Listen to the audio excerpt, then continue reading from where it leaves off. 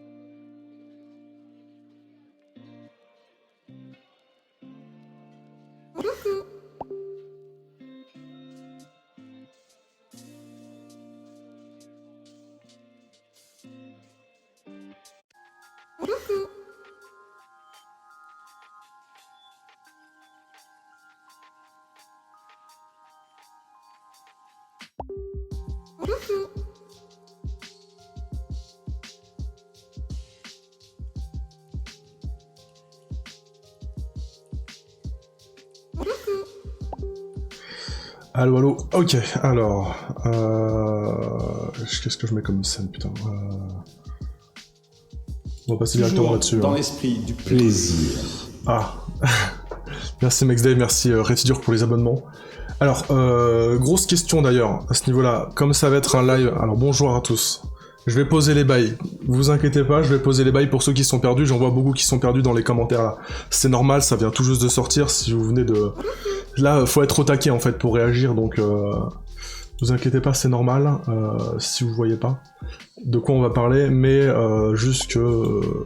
en fait, si j'attends, je vais juste passer une très mauvaise soirée et une très mauvaise journée de demain, et j'ai peur d'être pas bien samedi pour le grand live qu'on fait samedi. Du coup, le timing est pas parfait pour moi, le fait que tout ça se passe en ce moment, mais du coup, au moins, ça sera le moyen d'exorciser le truc. Donc j'ai retiré le son des alertes, comme ça déjà, voilà. Surtout qu'en vrai, je crois que je vais même retirer le bandeau des dons, tout ça, parce que c'est pas un live qui est fait pour ça. Tac, tac, c'est pas un live qui est fait pour ça, clairement, c'est vraiment un live de réaction plus qu'autre chose. Donc on va pour le moment rester vraiment très sobre là-dessus. Donc, je vais tout simplement... Alors... Je vais tout simplement vous poser le décor de ce qui se passe. Là, vous voyez, hein, vérité sur la fin de Voxmaker, le cas Thomas Serix, tout ça. Alors, je sais pas si vous avez suivi ce qui s'est passé hier. Hier est sortie une vidéo sur la chaîne Voxmaker, en accord avec une grosse partie des anciens Vox, donc Tai, Hermite, Michael J, Sacha, Antoine, son pseudo, Neku également, Sansai et Mastalker, qui sont aussi avec moi dans les EBB. Elle est sortie sur la chaîne Voxmaker, et voilà, pour en gros faire que sont devenus les Vox après toutes ces années, parce que c'est vrai que la chaîne Voxmaker est là, il y a 400 000 abonnés, et il y a clairement pas 400 000 abonnés chez chacun d'entre nous, donc c'est qu'il y a des gens qui nous ont jamais, qui ont jamais compris les bails, qui ont jamais compris que Voxmaker ça s'est arrêté et que les autres ont fait des vidéos à côté. C'est vrai qu'il y a régulièrement des gens qui me voient en convention, comme le dit Hermite et Tai, il y a régulièrement des gens qui me voient en convention qui disent mais attends...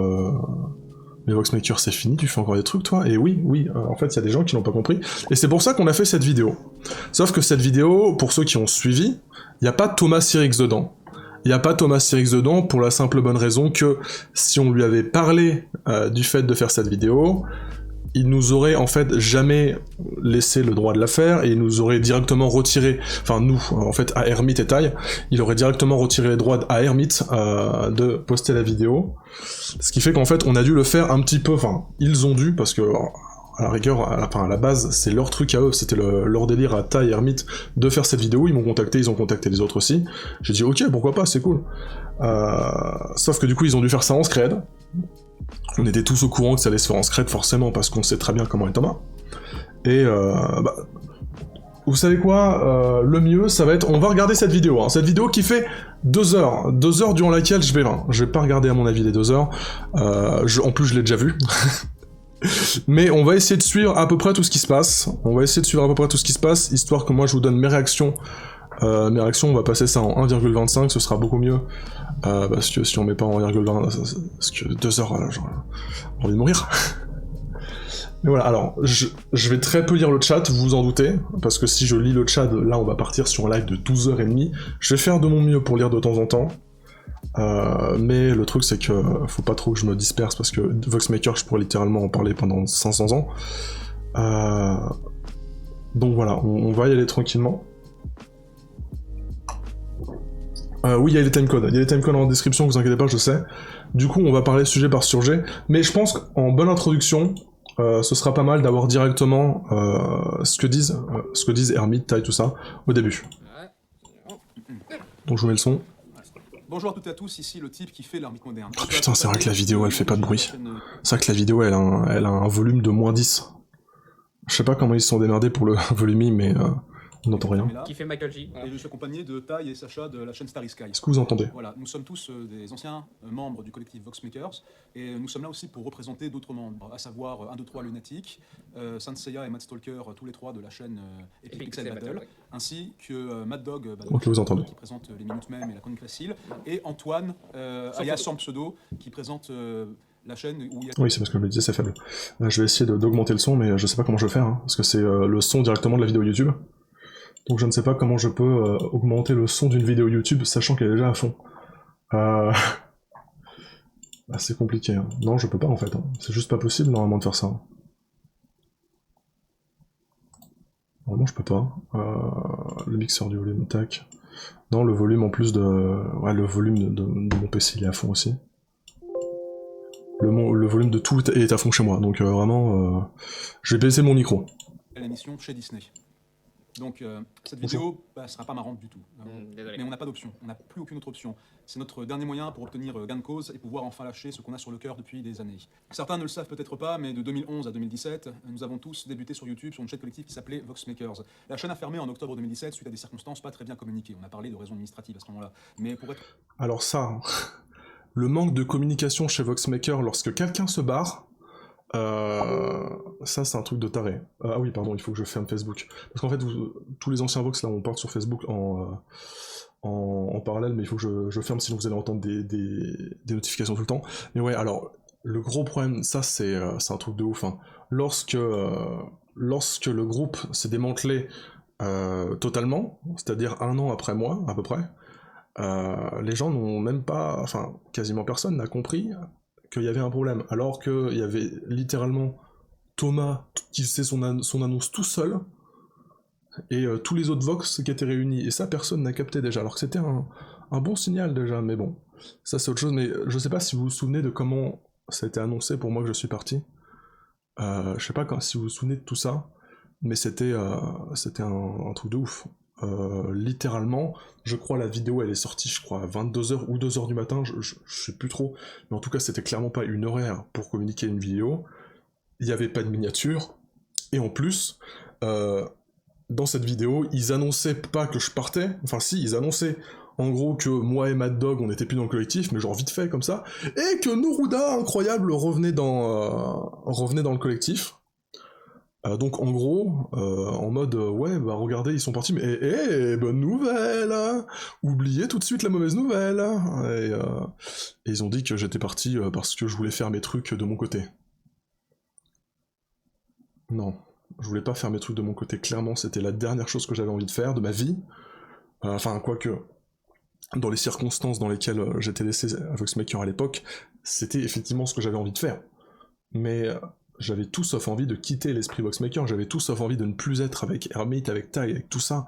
C'était littéralement Voxmaker, pendant les 3 ans dans lesquels j'ai rejoint Voxmaker, ce sont devenus mes meilleurs amis, ce sont même devenus mes seuls amis à l'époque, parce qu'il y avait un esprit vachement sectaire dans Voxmaker, comme ils l'expliqueront dans la vidéo, mais enfin c'était un truc de ouf, c'était vraiment devenu mes amis, mes meilleurs amis, on travaillait ensemble, on faisait des trucs ensemble, avec Tai, on était en contact quasiment tous les jours, il y a même eu des périodes où on s'appelait le soir et tout, enfin c'était, voilà.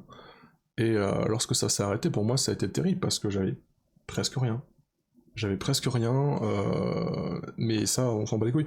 On en reparlera peut-être plus tard, mais du coup on va essayer de... Je suis désolé, hein. Je sais pas réagir à des trucs, j'ai pas l'habitude, mais on va voir ce que ça fait. Mais voilà, c'était terrible. Du coup, let's go. Franc, en fait, rien n'a jamais été bien communiqué au public au temps de Voxmakers. On va voir ce qu'on va faire le timecode directement. 450 000 abonnés et plus de 100 millions de vues. Ah putain, ouais, il parle pendant 5 minutes. Ok, on va commencer directement. Bon, alors la vidéo en gros des Voxmakers là, qui parlent, enfin des Voxmakers, putain. Je parle d'eux comme si je les connaissais pas. Alors quand je dis Voxmakers, je parle de eux, ok. Je parle de Hermite, de Tai, de MJ, de Sacha et du chien. Je sais même pas comment il s'appelle le chien. J'ai encore jamais vu. En gros, là, ils vont faire point par point tout ce qui va pas, tout ce qui a pas été chez Voxmaker, et précisément sur le cas de Thomas Series, car voilà, aujourd'hui, ça y est, je peux enfin le dire, alors que je l'ai quasiment jamais dit. Il y avait un problème dans Voxmaker. C'est pas pour rien que tout le monde s'est barré.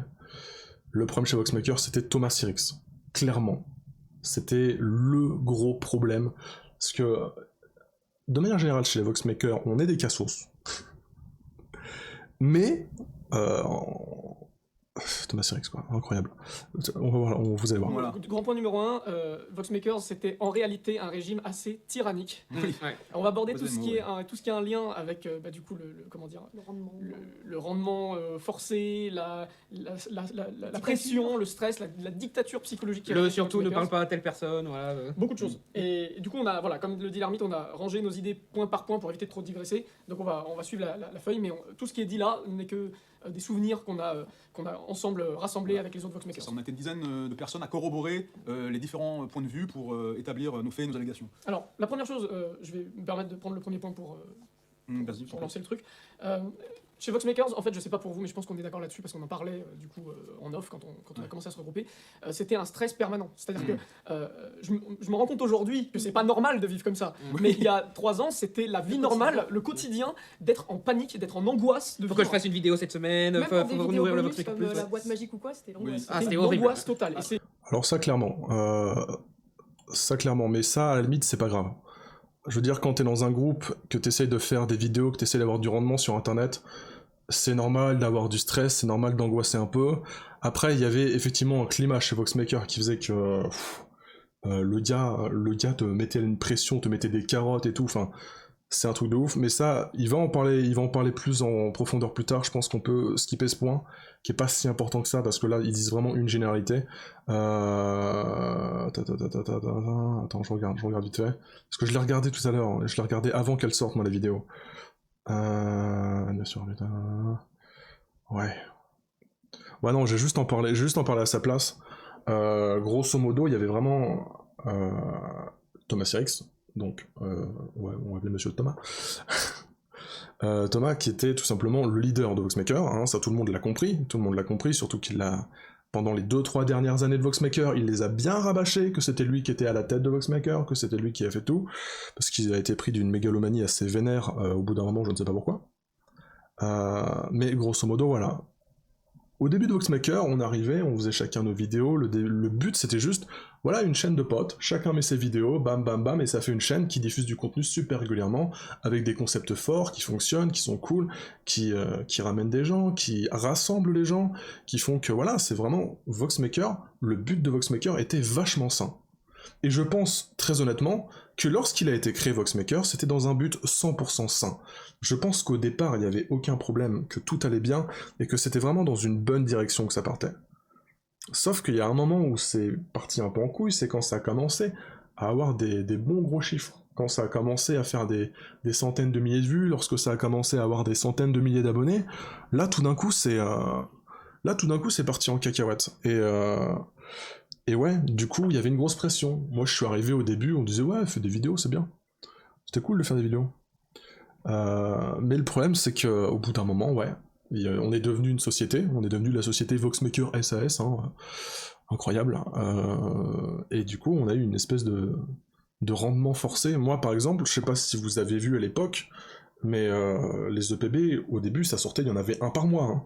C'était un par mois, et au bout d'un moment, ça s'étiolait. Il y en avait de moins en moins parce que je pouvais pas en faire un par mois, en fait. Si je voulais garder une qualité qui me convenait, et si je voulais garder un rythme de vie qui allait avec les moyens que j'avais, etc., avec tous les contenus que je faisais à côté, parce que je faisais pas que Voxmaker, moi de mon côté, j'essayais de faire des petits trucs sur ma chaîne perso aussi, j'essayais de faire Paper Mario la portée MDR, d'ailleurs le prochain épisode, on n'en parle pas aujourd'hui, c'est ce que je disais, oui, et bah au bout d'un moment, il y avait une espèce de rendement forcé, et t'avais une pression monstre. Déjà, aujourd'hui, en étant indépendant, entre guillemets, vu que c'est moi qui vraiment gère les EPB et que moi, enfin moi et mon équipe, mais c'est moi qui me mets la pression tout seul maintenant, et bah rien qu'avec cette pression, déjà, je suis pas bien. Mais imaginez qu'avant, cette pression, il y avait déjà moi qui l'avais, il y avait Tai qui l'avait, parce qu'il travaillait avec moi, on était un binôme sur les EPB à l'époque, vraiment. Et il y avait à côté Thomas Series qui, les EPB, enfin, les EPB, c'était vraiment... S'il y avait 3 émissions sur EPB qu'on retiendra, sur Voxmaker qu'on retiendra, je pense que EPB fait partie des 3 plus grosses. C'était vraiment un pilier de Voxmaker, les EPB à la fin. Et du coup, oui, c'était incroyablement horrible à quel point le gars foutait la pression en permanence et voulait tout contrôler. Moi je vais le dire aujourd'hui, je le dis des fois en convention quand on pose la question, on me dit ouais c'est quoi le PB que t'avais le moins aimé faire? Mais je vais vous dire, mais Superman contre Saitama, je le déteste cet EPB, je ne l'aime pas. Enfin, je ne suis pas heureux de ça, et pour la simple et bonne raison que il m'a été imposé. Et on m'a cassé les couilles dessus, il m'a été imposé, et en plus il fallait que je le fasse vite, parce qu'on m'a dit, attends, One Punch Man, ça vient de sortir, il faut que, enfin, ça venait de sortir à peu près, ça vient de sortir, faut que t'ailles vite, faut que t'ailles dessus, là, vas-y, sors-le vite. Et moi j'étais pas content de ce que j'écrivais, parce que, bah forcément, Superman, en plus, c'était un personnage qui m'intéressait pas énormément. Bon, en vrai, One Punch Man m'intéressait, hein, mais juste, j'aime pas qu'on me force à faire des trucs. Et du coup, voilà, j'ai été un peu forcé à le faire, cet EPB. Et alors, il y a un autre contexte en plus qui faisait que cet EPB, je le déteste plus que tout. Mais ça, on en reviendra peut-être plus tard. On en reviendra plus tard, je pense, dans un point d'après. Mais, grosso modo, ouais, j'ai été forcé à faire certains trucs. Enfin, forcé. Disons qu'on m'a foutu une pression monstre pour que je puisse sortir des trucs rapidement. Et du coup, à la fin de Voxmaker, quand moi je suis parti, enfin, à la fin... Pour moi, de Voxmaker, vous aviez vu, les EBB, j'en postais un tous les 2, 3, 4, non, tous les 2-3 mois à l'époque. Parce que si j'ai cédé les 3 mois, je crois que je me faisais vraiment défoncer ma race. Et vraiment, ce qui était terrible, c'est que moi, cette pression, j'avais l'impression qu'elle venait de taille, j'avais l'impression qu'elle venait d'Hermite. Parce que c'était eux qui me disaient, mec, il faut que tu te grouilles. Alors qu'en fait, c'était vraiment Thomas qui, derrière, leur mettait la pression à eux, pour me mettre la pression à moi. Et ça, c'est un truc duquel, justement, les autres parle dans la vidéo, c'est le fait que dans les techniques de manipulation, je sais plus où c'est, mais ouais, la manipulation, là, c'est par là, aveu sur les techniques de manipulation, tout ça, il avait une technique vraiment terrible, c'est qu'en fait, il nous montait les uns contre les autres, vu qu'on était tous séparés, qu'on se parlait que par écrit, qu'on n'était pas physiquement les uns devant les autres, et ben il pouvait parler à Tai, il pouvait me parler à moi, et moi je ne savais pas qui parlait à Tai, Tai ne savait pas qui me parlait à moi, et il pouvait nous échanger des trucs. Par exemple, je vous donne 2 exemples bien précis. À un moment, Cyrix voulait tellement un rendement sur les EBB il voulait un rendement sur les EBB et il voulait aussi avoir Tai pour lui, pour faire ses propres musiques, parce qu'il en avait marre de voir que Tai il s'éclatait sur les EBB et que du coup, il travaillait un petit peu moins pour les autres, parce qu'il avait moins de temps forcément. Et le truc c'est que il a essayé de me séparer de Tai justement en faisant un truc duquel justement les anciens, enfin les Voxmakers, ça m'énerve, j'ai pas envie de dire ça comme ça, mais en gros Tai, Hermite, etc. Parle, c'est que il me disait à moi, écoute, ça te dirait pas que Neku fasse les musiques des EPB? T'inquiète pas, Tai est au courant. Et de l'autre côté, disait à Tai, ça te dirait pas, genre Neku il fait les musiques des EPB? T'inquiète pas, Lunatic est ok avec ça. Sauf qu'en fait, ni moi, ni Tai n'avaient rien dit là-dessus. Il le faisait comme ça, en gros, je crois qu'ils ont appelé ça la technique du papa-maman. Genre, si tu demandes quelque chose à ta maman, tu dis oui, papa a dit que je peux. Alors que c'est faux. Et il a essayé de séparer un peu Tai des EPP comme ça, en refilant Neku à la place, pour avoir Tai dans sa poche, du coup, de l'autre côté. Un autre truc, putain, qu'est-ce que je veux dire Putain, par contre, il va me falloir plus qu'un verre d'eau, là. Désolé, je vais essayer de lire le chat de temps en temps, mais c'est vraiment compliqué. Putain, il faut que je mette de la musique, parce qu'on se fait chier, hein, par contre. Yes. Oui, un autre truc, du coup, qui était compliqué là-dessus, c'est que... Putain, qu'est-ce que je disais? Désolé, je perds vraiment... Ça me met hors de moi tout ça, donc j'ai vraiment du mal à étayer mes propos. Qu'est-ce que... Oui, lorsque... Bah justement, tiens, je vais parler du point précédent. Lorsque, vous savez, dans la saison 2, on a eu tout d'un coup des dessinatrices. On a eu des dessinatrices, on a eu des dessins, des trucs cool. C'était, je crois que c'était mon idée, hein. C'était tout simplement une idée que j'avais eue en parlant avec Neko Zeneko à l'époque. Neko Zeneko, du coup que je connaissais, voilà, c'était une connaissance. Et voilà, on en avait parlé, on s'est dit, voilà, ce serait cool d'avoir des visuels dans les EPB. Et elle s'est proposée, elle m'a dit, écoute, moi je te fais ça pour Lara contre Dora. Donc on a fait ça, et moi j'étais refait, j'étais trop heureux, j'étais trop content, je trouvais ça trop bien, et en plus en parallèle avec elle, du coup tout d'un coup on s'est, on a commencé à vraiment être potes, à vraiment bien s'apprécier et tout, et même c'est devenu ma copine pendant quelques temps. Et juste après ça, ils ont voulu m'imposer, justement pour Superman Saitama, le truc juste après, ils ont voulu m'empêcher de travailler avec justement ma copine, soi-disant parce que, alors, de 1, il avait pas confiance en elle, et je vais vous dire pourquoi il avait pas confiance en elle, c'est parce qu'elle refusait de céder l'intégralité de ses dessins à Voxmaker. Genre, elle était censée signer une paperasse disant que tous les dessins qu'elle faisait appartenaient à Voxmaker et qu'il pouvait en faire tout ce qu'il voulait. Donc, si Thomas avait envie d'imprimer un t-shirt avec les visuels de Dora contre Lara et les vendre juste pour lui, il aurait pu. Et justement, elle a refusé de signer des papiers comme ça.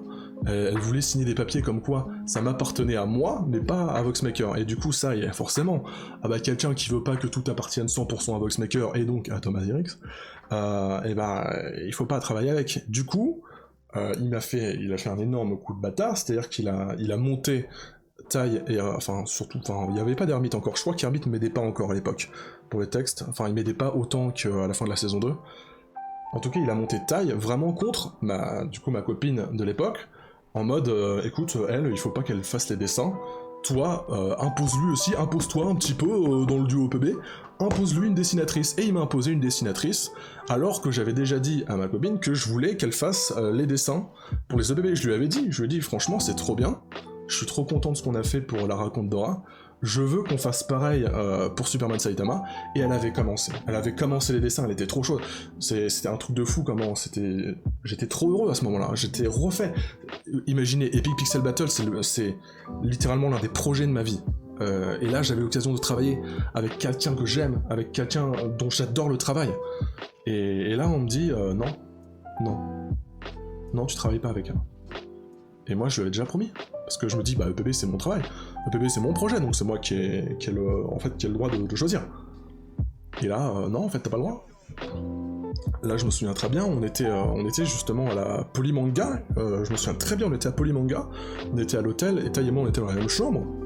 Allez les fanfictions, allez les gars, c'est parti, on y retourne. Et là, je me souviens avoir eu cette discussion où vraiment ils me disent non, mais en fait non. Moi j'ai contacté Seiko qui va faire les dessins pour ça, tu vas voir, elle dessine bien et tout. Moi je suis en mode ouais, mais je veux pas, je veux travailler avec Neko Zeneko. C'est avec elle que je veux travailler. Et ça a foutu la merde. Ça a foutu la merde. Pour moi, ça a foutu la merde. Pour OPB, ça a foutu la merde. Pour elle, parce que elle l'a très très mal vécu, forcément. Elle l'a vécu comme une trahison de ma part, parce que je me suis laissé marcher dessus. En mode non, oui mais je veux travailler, j'avais pas mon mot à dire, du coup je me suis totalement laissé marcher dessus, et ça nous a mis super mal, en plus, enfin voilà, ça a brisé sa confiance envers moi, ça a brisé ma confiance envers Thomas et Taï, tout ça, enfin envers Taï, Hermite, tout ça, parce que je ne savais pas que c'était une décision de Thomas à la base, même si je m'en doutais, hein. Faut savoir, j'en parlerai après, mais faut savoir que j'étais... j'en parlerai après parce que sinon je vais m'écarter. Bref, vous avez compris, grosso modo, pour cette bébé c'était n'importe quoi. Et juste après, du coup, on m'a dit non, tu peux toujours pas continuer de travailler avec elle. Et ça avait tellement foutu la merde que du coup, c'était compliqué. J'ai travaillé après avec Sanseiya Matsulker, et ça s'est bien passé, du coup j'étais très content que ça se soit bien passé avec Sanseiya Matsulker, je vais pas vous mentir, mais j'étais pas satisfait des destins de Saitama contre Superman, j'étais pas satisfait de mon travail sur le texte parce que je n'avais pas eu assez le temps de travailler dessus, j'étais même pas satisfait de mon flow sur le truc, je trouve que c'est l'un des EPB qui a le moins de flow presque, enfin voilà, il a un goût très amer pour moi, cette Epic Pixel Battle. Donc voilà, je pense que vous pouvez comprendre, même s'il y en a certains, c'est leur préféré, vous pouvez comprendre que c'est pas un EPB que je sors souvent en convention, mais je le connais par cœur quand même. Hein. Bref, c'était compliqué. Voilà, ça c'était pour la petite anecdote sur... oula, la musique. La musique tout d'un coup beaucoup trop forte. Ça c'était le petit point pour parler justement de je sais plus quoi, je sais plus exactement pourquoi on parlait de ça, mais c'était terrible. C'était terrible. Des bisous aux gens sur le chat. Je lis quelques messages vraiment très très gentils, merci beaucoup. Vous inquiétez pas, après maintenant moi ça va. Tiens voilà, je vais parler de ce que je voulais parler justement. Alors je vais vous expliquer ce qui s'est passé, comment j'ai rejoint Voxmaker, et ce qui s'est passé en gros mon parcours pendant les 3 ans. Lorsque j'ai rejoint Voxmaker, bah, on va quand même remettre de la musique. Parce que quelle horreur sinon. En gros, lorsque j'ai rejoint Voxmaker, c'est Hermite Moderne qui est venu et qui m'a dit écoute mec, tes vidéos sont sympas, on est en train de monter une filiale des Voxmakers qui va s'appeler Vox Gamers. Bon, en gros on fait des chaînes filles, une pour le jeu vidéo, une pour le cinéma, une pour la littérature et une pour je sais même plus quoi, la musique. Et on m'a dit voilà, ça peut être sympa, qu'est-ce que t'en dis? Et moi à l'époque, ben, j'étais super content, parce que Hermite Moderne, je regardais, j'aimais beaucoup Hermite Moderne, je regardais ses vidéos, je trouvais ça trop bien, je trouvais que Voxmaker, ça avait une bonne vibe, à l'époque, Voxmaker, c'était grave cool, il y avait quasiment aucun drama sur Voxmaker à l'époque, il y en avait déjà, mais il y en avait pas beaucoup, et bon, bah, des dramas, il y en a un peu partout, donc moi je faisais pas attention, et je me disais, ouais, c'est cool, c'est grave cool, et on m'a dit, hein, j'ai eu des gens qui direct m'ont dit, mec, Voxmaker, il y a les sales bails, et vite. Je me suis dit, bah écoutez les gars, vous savez quoi? Ok, il y a les sales bails, je vais me méfier, mais je vais y aller quand même. Parce que moi je me dis, quand même, Hermite Moderne, je vais pouvoir travailler avec lui, je vais pouvoir faire des trucs en convention et tout. Moi ça m'a tiré de haut, je me suis dit, c'est trop bien, c'est une opportunité pour moi. À l'époque, j'avais quoi? Je devais avoir 20 000 abonnés, je crois, un truc comme ça, du coup j'étais en mode, waouh, trop bien. Et du coup, let's go, Voxmaker, on arrive, et là du coup j'arrive au moment où les chaînes filles se lancent. Et donc là, il y a une orgie de gens. Dedans, il y avait Maître Otaku. Le chef Otaku, il y avait Ginger Force. Il y avait même Yeye dans la filiale musique. Il y avait Yeye. Il y avait d'autres gens aussi. Je n'ai plus tous les pseudos d'avant parce que vraiment, en plus tout ce qui est cinéma, moi je ne connais pas. Mais c'est là où Neku a rejoint. C'est là où Godefroy a rejoint également. Il y a eu d'autres gens qui avaient rejoint, il y avait G Stylesman qui avait rejoint également. Des gros bisous à tous ces anciens Vox avec qui j'ai partagé quelques petits moments, pas beaucoup, alors avec G Stylesman j'ai quasiment rien partagé, mais j'ai pas eu l'occasion, mais en tout cas, un très bon gars, G Stylesman, tout pipou, et lui il est parti, mais en fait, G Stylesman il est parti, c'est-à-dire qu'il est parti parce qu'il avait pas le temps de faire des vidéos. Il a pas eu le temps de comprendre tout ce qui se passe autour de Voxmaker, il est juste parti, innocemment parce qu'il avait pas le temps de faire des vidéos, du coup il a tout évité. Heureusement pour lui, putain, je suis trop content pour lui.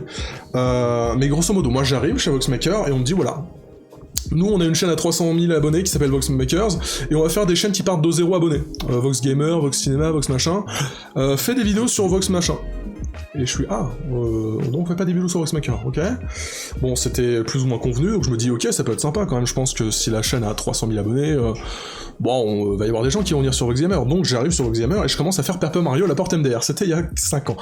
Ouais, c'était il y a 5 ans, Paper Mario la porte MDR, hein, que ça a commencé, et bon, ok, et commence à y avoir des petits dramas par rapport à la Japan Expo, par rapport à comment Cyrix traite les nouveaux, parce que dès le départ, en gros, c'était en mode, bon, vous êtes pas vraiment des Voxmakers, vous êtes les nouveaux, vous êtes à l'essai, voilà. Donc les Voxmakers iront à la Japan Expo, et vous là, tous les nouveaux, on peut pas vous inviter tous sur le stand Voxmaker, si vous voulez, vous êtes, voilà. On a besoin de vous faire confiance avant et tout, et du coup, il y en a qui l'ont très mal pris, Ginger Force, le chef Otaku, qui se sont barrés direct en se disant, ok, lui, il veut juste profiter des petits youtubeurs qu'il a senti qui allaient faire des trucs sympas pour ramener des gens sur Voxmaker, et puis c'est tout. Et c'est plus ou moins ce qu'il a fait, on va pas se mentir. Du coup, ils se sont barrés, et moi, j'étais en mode, ok, je commence à voir. Je suis rentré méfiant chez Voxmaker, grâce notamment à des gens comme Gros Cacaboudin, ouais, un pseudo qui fait rire quand on connaît pas, mais grâce notamment à lui, grâce à GCB et grâce à quelques autres personnes anciennement Voxmakerisées, qui donc ont un peu connu le personnage, j'ai été directement mis comment on dit déjà, mis en garde. Du coup, j'ai en mode, ok, je vais faire attention, vous inquiétez pas, je vais faire attention. Et je me suis dit, ok, bon, qu'est-ce que je risque à rester ? Qu'est-ce que je risque ? Au pire, je peux me barrer à n'importe quel instant, et ça m'aura fait un peu de pub. Du coup, je reste, et en plus, bon, bah quand même, Hermite Moderne, tout ça, ils sont super sympas, quoi. Donc je suis content, ils sont de bonne volonté, et puis même Thomas, en soi, à l'époque, il était pas encore névrosé comme il a pu l'être ces 3-4 dernières années. Donc ça allait. Je me suis dit, ok, c'est normal, c'est pas grave, il y a des dramas, c'est la vie, c'est comme ça. Donc j'ai commencé à faire des petites vidéos sur VoxGamers, et d'autres vidéos sur ma chaîne, je crois, je ne me souviens plus exactement, mais il me semble que j'en faisais sur ma chaîne. Et donc ça se passait plutôt bien, il y avait quelques nouveaux encore qui s'en allaient, et puis arrive Japan Expo, et à Japan Expo, eh ben en fait, il y avait plus que, dans les nouveaux, il y avait plus que moi, Godefroy et Neku. Tous les autres s'étaient barrés. Tous les autres s'étaient barrés, soit parce que, bah, il y avait des dramas, soit pour je sais plus quelle raison, parce que ça les intéressait plus. Du coup, il ne restait que nous trois. Il y avait moi et Godefroy sur la chaîne jeux vidéo, et il y avait Neku sur la chaîne musique. C'est tout! Moi, je suis arrivé à Japan Expo, on s'est tous réunis là-bas, et je suis arrivé, je pose mes couilles sur la table, et je dis, les gars, je sais pas si vous vous rendez compte, mais on est sur une chaîne de merde, on est que deux, et Neku, il est tout seul sur sa chaîne, il serait peut-être temps de nous respecter et de faire de nous des vrais Voxmakers, en fait. Parce que, soit on est du menu fretin qui sert à rien, et auquel cas je me barre, soit vraiment vous nous aidez à faire grandir Voxmaker vraiment, vous nous intégrez dans le cœur de Voxmaker. En plus, nous, on est quand même ceux qui sont restés parmi tous ceux qui ont été sceptiques, parmi tous ceux qui ont eu le drama, et du coup, je suis arrivé et j'ai vraiment dit, les gars, vous imaginez pas, mais si moi, Godefroy et Neku, on arrive sur la chaîne Voxmaker, ça va faire une vidéo tous les 2-3 jours, ça va être super pour la chaîne, ça va être trop bien, ça va créer une nouvelle osmose, ça va créer une nouvelle équipe encore plus forte, et j'ai réussi à les convaincre. Et du coup, je suis arrivé, j'ai dit, et vous savez quoi, je prépare un putain de projet, Epic Pixel Battle, je suis sûr que sur Voxmaker, ça va cartonner.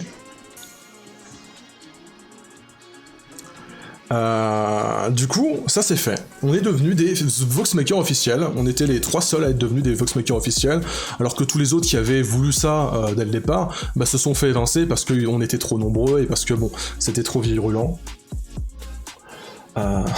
Visionnaire de rien du tout. J'y croyais parce que c'était mon projet, forcément que j'y crois, je vais pas lancer un projet auquel je ne crois pas. Bref. Du coup, là comme ça, pour moi, tout se passe plutôt bien. Et ça va, c'est plutôt cool, donc j'arrive, je commence à balancer le premier OPB, voilà, ça marche bien, ça se passe bien, avec Hermite on s'entend bien, avec les autres Vox ça va, j'étais très proche de Neku et de Godefroy, forcément, comme on était les nouveaux, on s'entraidait un peu, hein, on était vraiment les 3 sauces qui arrivent comme ça en mode on était presque pas Voxmaker, hein, quand même, du coup on était vraiment bien soudés, puis bah quand même j'ai découvert Tai aussi, dans la chaîne Voxmaker, parce que je le connaissais pas à l'époque, Tai, lorsque j'ai rejoint Voxmaker, je le connaissais pas, mais bah du coup on s'est découvert, et pour le deuxième EPB, j'étais en mode, mec, les musiques, moi, j'essaye, hein, mais j'y arrive pas trop. Ça te dirait de m'aider? Et il me dit, écoute, je veux bien t'aider vite fait, pour le deuxième. Du coup, Rondoul contre Turby, il m'aide pour la musique, alors à la base, il m'aide sans prétention, sans rien, et puis ça marche bien, c'est cool, c'est sympa, ça marche toujours bien, et on est en mode... et moi je suis trop saucé, je me dis putain c'est trop bien, il y a un mec qui fait des musiques quoi. C'est trop cool de pouvoir faire des musiques comme ça avec un mec qui gère la musique parce que Tai il est vraiment bon, vraiment Tai, des énormes gros bisous à Tai quand même pour ses collaborations qu'on a eues pendant 2 ans, 3 ans même. 2 saisons je voulais dire en fait. Et du coup ouais, ça se fait et je lui dis mec pour le PB3 ça te dit encore? Il me dit ouais. Tu sais quoi? Ouais. Les EPB c'est trop bien, on continue. Et du coup, on est devenu officiellement un duo sur les EPB. Alors je ne sais pas du tout si ça a été manigancé par Thomas derrière, parce que du coup j'en ai plus aucune idée, j'en ai pas parlé avec Tai depuis, je lui ai jamais demandé d'ailleurs comment ça s'est passé, mais je crois que Tai avait juste envie de faire le projet, hein. Vraiment, Tai avait vraiment juste envie de faire le projet, du coup voilà, ça s'est fait, et ah oui, puis du coup je postais aussi Paper Mario Laport MDR hein, sur Voxmaker, c'était un truc qui marchait pas de ouf hein, sur Voxmaker d'ailleurs, pour une chaîne à 400 000 abonnés à la fin, ça faisait 60-70 000 vues, bon, c'était un petit peu mon petit contenu à moi, qui me faisait quand même plaisir de produire, mais c'est vrai que bon, c'était pas très rendement. Du coup, on poussait un peu en mode ouais bon, les Paper Mario si tu veux, mais les OPB quand même, les OPB quoi. Et bah forcément, Tai aussi m'y poussait parce que bah il s'était engagé dans les OPB, et du coup c'était pas que moi qui étais engagé au point de vue de Voxmaker, c'était aussi Tai. Et donc ça s'est fait comme ça, c'était plus ou moins cool, on a fait nos premières conventions en tant qu'Epic Pixel Battle au sein de Voxmaker, on a eu nos premiers concerts, mon premier concert c'était incroyable, on a fait ça au culot, le premier concert, c'était une convention dans laquelle il n'y avait pas Thomas. C'était une convention dans laquelle on était tous ensemble, mais il n'y avait pas Thomas, il a fallu qu'on se gère nous-mêmes, et apparemment c'était plutôt nouveau, ça arrivait pas souvent à l'époque de Voxmaker qu'il n'y a pas Thomas dans une convention, du coup ils se sont gérés entre eux, enfin on s'est gérés entre nous, et on a fait le premier concert à Epic Pixel en mode bon écoute ça peut être sympa, on peut tester, il y a une animation, il y a une petite scène, allez on essaye. Alors du coup c'était sympa, bon c'était pas très maîtrisé, c'était ma première scène, c'était pas ouf, mais j'étais quand même super heureux, je me souviens... On est arrivé, c'était la petite scène de la Sagno, donc il n'y avait pas énormément de gens, mais... Enfin, il n'y avait pas énormément de place, je veux dire, mais on est arrivé quand même, devant nous, tout est rempli, et je suis en mode, wow. Tant de gens. Il y a tant de gens, et je m'attendais pas à ça. Je m'attendais pas à ce que ça attire autant les gens, à ce que ça soit aussi cool, et du coup, je sais plus combien il y avait de PB à l'époque, je crois il y en avait 6 ou 7, même pas, peut-être juste 5 ou 6, mais voilà, on a fait ça, et à la fin, j'ai une espèce de passion, tout d'un coup, en mode waouh, c'était trop bien, je veux à tout prix le refaire, c'était trop fort, c'était trop bon. Je suis sorti de la scène, je remercie les gens, j'étais comme ça, je tremblais vraiment, et je me souviens, je pense qu'il n'y a pas un seul gars de l'équipe qui s'en souvient pas, parce que je suis descendu, et je me suis caché derrière la scène, dans un espace genre comme ça, vraiment, il y avait juste un espace comme ça derrière la scène, j'étais juste en horizontal comme ça, et vraiment j'étais juste pas bien, j'avais juste besoin de chialer un coup ma race, parce que c'était trop fort en émotion pour moi, et j'étais trop refait. Et on a eu un call, le soir d'après, et quand on a dit, écoute, on a fait le concert, c'était plein. Il a dit, donc Thomas a dit, il fait, ok, super, du coup, maintenant on fait des concerts EPB à chaque convention. Ok, moi, du coup, je suis content. Forcément ça profite à Voxmaker, si ça marche, les EBB ça profite à Voxmaker, donc c'est normal en soi c'est tout à fait normal. Mais ça a commencé à bien marcher, vraiment, à beaucoup marcher, et quand ça marche beaucoup, ça fait plaisir à Voxmaker, mais si Thomas n'est pas dedans, ça fait pas plaisir à Thomas. À l'époque des premiers concerts, on n'avait pas d'histoire, on faisait juste des petits concerts, on faisait juste les EPB les uns à la suite des autres, avec des petites improvisations que je faisais entre les morceaux, comme je fais aujourd'hui d'ailleurs. Hein. Et ça se passait bien, sauf qu'un jour, Voxmaker a décidé de faire des spectacles. Les spectacles, on en pense qu'on en veut, c'était des sketchs, c'était des... je vois plein de cœurs sur le chat, des gros bisous tout le monde. Et oui, les spectacles Voxmaker, du coup, ça a commencé à arriver. Il y avait des sketchs de Mad Dog, il y avait des sketchs de Thomas, il y avait des sketchs de l'Hermite, et entre-temps, il y avait des morceaux de Star Sky, le groupe de Lunatic. Salut Lunatic. Le groupe de Taille, et il y avait des morceaux, des Epic Pixel Battle, et ma foi, ça marchait vachement bien, et les gens ont kiffé. Et on a commencé à un moment, c'était pour la CNU d'après, je crois. Pour la CNU d'après, on a créé un concert à Epic Pixel Battle avec des petits sketchs. Je crois que c'était un concert à Epic Pixel Battle, en tout cas, avec des petits sketchs dedans. Et là, Thomas a vu que ça marchait et tout, il était en mode ouais, trop bien, mais du coup, moi aussi, enfin, il a pas dit ça comme ça. Mais en gros, il voulait vraiment en faire partie, quoi. Il voulait vraiment être dans l'aventure. Il y a trop de cœur sur le chat, calmez-vous. Il voulait vraiment commencer à prendre le contrôle. Ça se voyait, ça commençait à se sentir un peu. Et du coup, il a commencé à... Alors, j'avais une peine infinie pour Mad Dog, parce que vraiment, il a commencé à dire Mad Dog, ouais, tes sketchs, c'est pas ouf, attends, je vais les réécrire.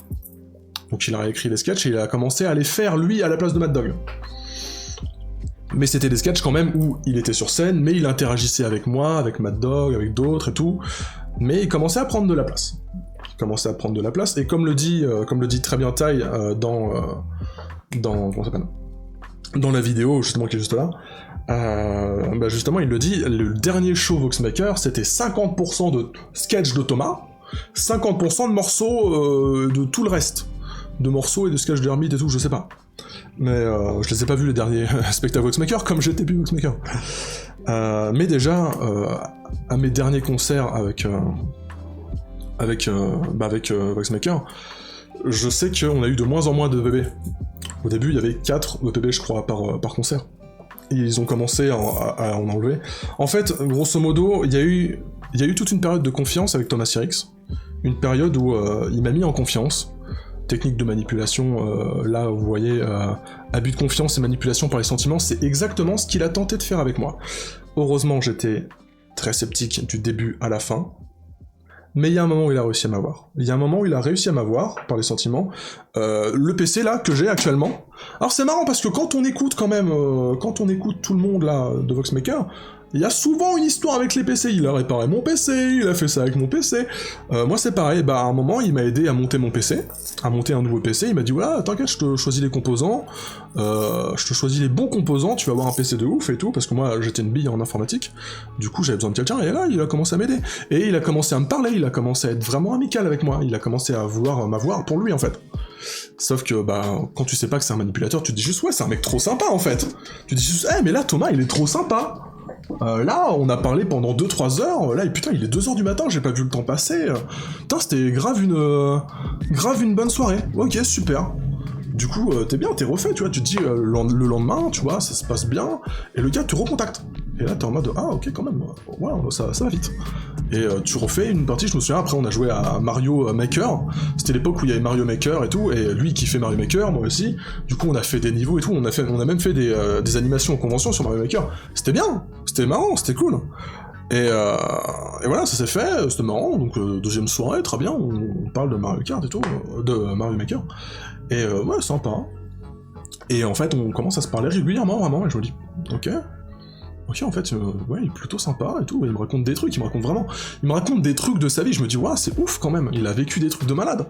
Bon, il s'avère qu'en fait, c'est du pipeau pour la plupart, certainement, vu tout ce qu'il a raconté à tout le monde, c'est impossible qu'il ait vécu tout ce qu'il a raconté à tout le monde. Il m'a dit que genre, qu'est-ce qu'il m'avait dit, ouais, il m'a dit, ouais, j'ai commandé une camionnette de God pour punir un pédophile sur internet, qu'est-ce qu'il avait fait aussi, à Nice, je sais plus ce qu'il m'avait dit à Nice, mais je crois qu'il avait fait un truc, une bombe dans un collège ou je sais pas quelle connerie, enfin je sais pas, je me souviens plus des histoires, mais il m'a mytho des trucs, il a mytho à tous les autres aussi. Vraiment le coup de la camionnette de God, je pouvais pas l'inventer ça, quand même, je sais pas comment j'aurais pu inventer un truc pareil, donc autant vous dire que bon, terrible. Mais c'était fort, et t'avais envie de lui croire, le gars il disait aussi qu'il était culturiste et tout, alors que tu le vois IRL, il a une petite carrure, tu vois, tu te dis, c'est pas un ancien culturiste, c'est pas possible, surtout que maintenant il a un bidet à bière, enfin laisse tomber. Pardon, non là c'est pas bien, non c'est pas gentil de faire des blagues sur le physique, surtout que lui il n'en fait jamais. Attendez, regardez en bas, qu'est-ce que vous voyez là? C'est où? Harcèlement moral et humiliation. Attendez, ça viendra, j'en parle plus tard. Parce qu'on est là-dessus chez moi. Je vais pas m'énerver, mais j'ai envie. Du coup, bref, gros mytho, mais tu t'en doutes pas que c'est un mytho. Donc voilà, période d'amitié avec Thomas Sirix. Vraiment, période de franche amitié, en tout cas de mon côté, où je commence à me dire, ouais, en fait, ok, ça va, c'est cool, quoi. Et puis un jour, il me dit, écoute, ça te dit de venir pour je sais plus quoi. C'était pourquoi déjà qu'il voulait que je vienne? Il voulait m'inviter chez lui. Pour je ne sais quelle raison. Mais je lui ai dit, écoute, je peux pas. Il m'a dit, ah ok. Du jour au lendemain, il m'a plus parlé. Genre, c'est un truc de malade, hein. Et c'est pareil, dans la vidéo ici, il raconte que Neku, c'est pareil, à un moment, il a invité Neku à venir en vacances avec lui, et à partir du moment où Neku a dit non, il l'a arrêté. Et en fait, Thomas, alors ça c'est un truc que j'ai dit à Tai à l'époque, mais il voulait pas me croire, je lui ai dit, en fait Thomas, c'est simple, on est des jouets, et c'est un enfant capricieux, c'est un mec, quand il a trouvé un nouveau jouet, il est en mode, oh, trop bien le jouet, mais attends, mais je vais m'en occuper toute ma vie de ce jouet, je vais le chérir ma race, je vais l'aimer ce jouet, je vais tout lui donner, il va tout me donner, ça va être une relation de ouf.